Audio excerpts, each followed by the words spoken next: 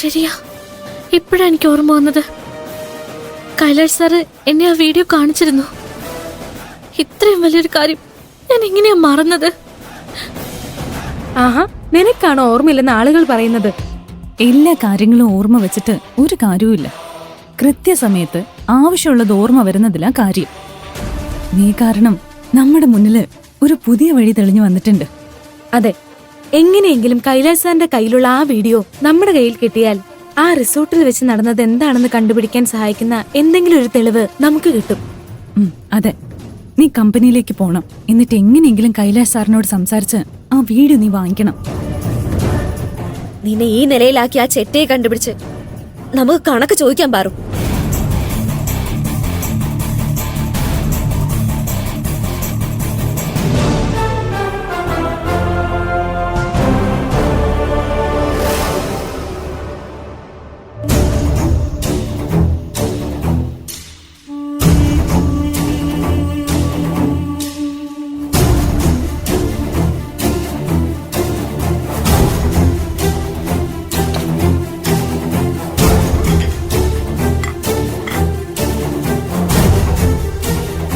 നീ എന്താടാ ആലോചിച്ചോണ്ട് നിൽക്കുന്നേ?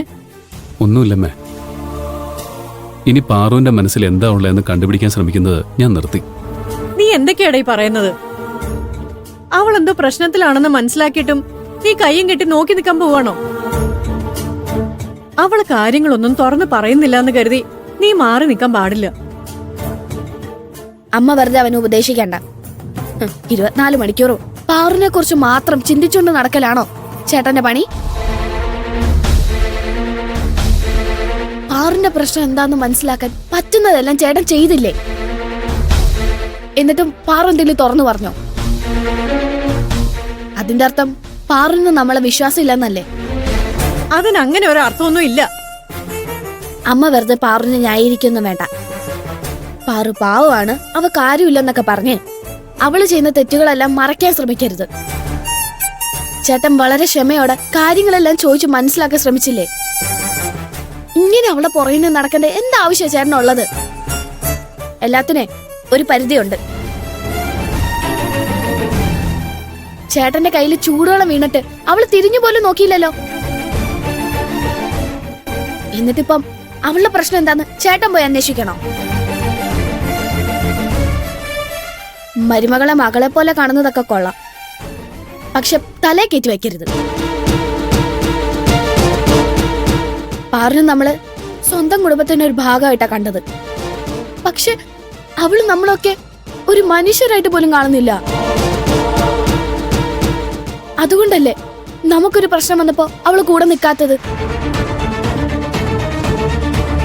ഇന്നലെ പാറുവിനെ വിളിക്കരുതെന്ന് ഞാനൊരു 100 വട്ടം പറഞ്ഞിട്ടും അത് കേൾക്കാതെ നീ പാറുവിനെ വിളിച്ചില്ലേ? എന്നിട്ട് അവള് ഫോൺ എടുത്തോ?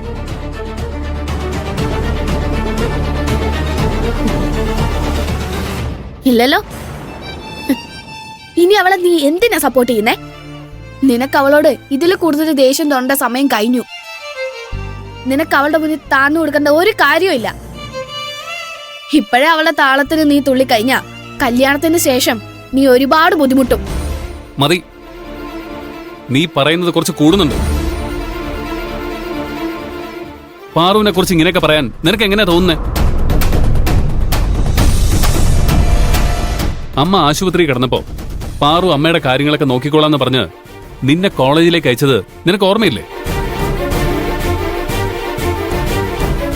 അമ്മയ്ക്ക് വേണ്ടി അവൾ എന്തുമാത്രം കഷ്ടപ്പെട്ടിട്ടുണ്ട്. നമ്മുടെ കുടുംബത്തോട് അവൾക്ക് സ്നേഹമില്ലെങ്കിൽ അവൾ ഇങ്ങനെയൊക്കെ ചെയ്യൂ? ദേഷ്യത്തില് വായി തോന്നുന്നെന്നും വിളിച്ച് പറയരുത്. അവളുടെ പ്രശ്നങ്ങൾ എന്താണെന്ന് പാറു എന്നോട് തുറന്നു പറയാത്തതുകൊണ്ട് ഞാനിനി അവളെ ചോദ്യം ചെയ്ത് ബുദ്ധിമുട്ടിക്കണ്ടെന്ന് തീരുമാനിച്ചത്. എനിക്ക് പാറുവിനോട് കരുതൽ മാത്രമാണുള്ളത്, ദേഷ്യമൊന്നുമില്ല. സമയമാവുമ്പോ അവളുടെ പ്രശ്നം എന്താണെന്ന് പാറു തന്നെ എന്നോട് പറഞ്ഞോളൂ. അതുവരെ ഞാൻ ക്ഷമയോടെ കാത്തിരുന്നോളാം. എടാ, അങ്ങനെ നോക്കി നിന്നിട്ട് കാര്യമില്ല. ഒരു പെൺകുട്ടി ഒരു ആണിനെ വിശ്വസിച്ച പിന്നെ അവനിൽ നിന്ന് ഒന്നും മറച്ചു വെക്കില്ല. അവൾ എന്നിട്ടും നിന്റെ അടുത്ത് നിന്ന് എന്തെങ്കിലും മറച്ചു വെക്കുന്നുണ്ടെങ്കിൽ നീ ആ സത്യം അറിഞ്ഞ് വേദനിക്കാതിരിക്കാനായിരിക്കും.